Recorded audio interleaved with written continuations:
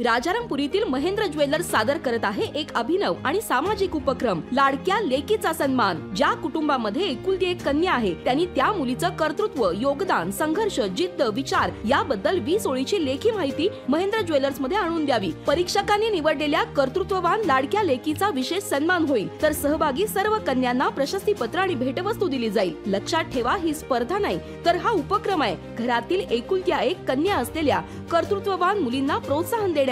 20 जानेवारी ते 10 फेब्रुवारी पर्यंत राजारामपुरी येथील महेंद्र ज्वेलर्स मध्ये नाव नोंदणी करा, लेखी माहिती आणून द्या आणि आपल्या लाडक्या कन्येचा उचित सन्मान करा। अधिक माहितीसाठी संपर्क महेंद्र ज्वेलर्स, राजारामपुरी, 3री गल्ली, मेन रोड, कोल्हापूर। दिव्यांगांना सर्वतोपरी सहकार्य करून त्यांचे स्नेह संमेलन घेऊ, जिल्हाधिकारी अमोल येडगे।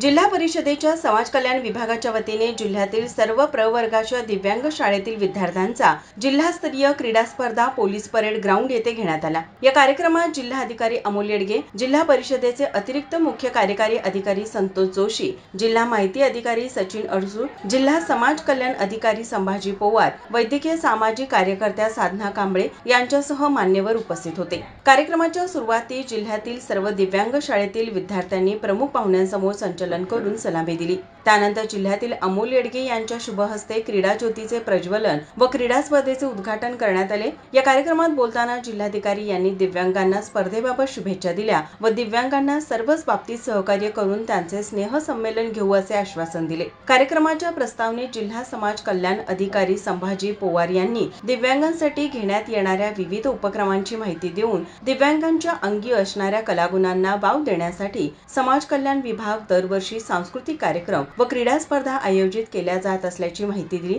या स्पर्धेत कोल्हापूर जिल्ह्यातील एकूण 18 दिव्यांग शाळेतील 265 विद्यार्थी व 215 शिक्षक व शिक्षकेतर वर्ग सहभागी झाले होते। या स्पर्धेमध्ये यशस्वी झालेल्या खेळाडूंना प्रमुख पाहुण्यांच्या हस्ते प्रमाणपत्र व बक्षिसांचे वितरण करण्यात आले। यासोबतच राष्ट्रीय स्पर्धेमध्ये उत्तुंग यश मिळवलेल्या दिव्यांग विद्यार्थ्यांचा सत्कार प्रमुख पाहुण्यांच्या हस्ते करण्यात आला। यावेळी जिल्हा परिषदेचे अधिकारी, दिव्यांग शाळेचे शिक्षक, विद्यार्थी मोठ्या संख्येने उपस्थित होते।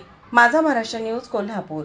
ताज्या घडामोडी पाहण्यासाठी माझा महाराष्ट्र न्यूजला आजच सबस्क्राइब करा।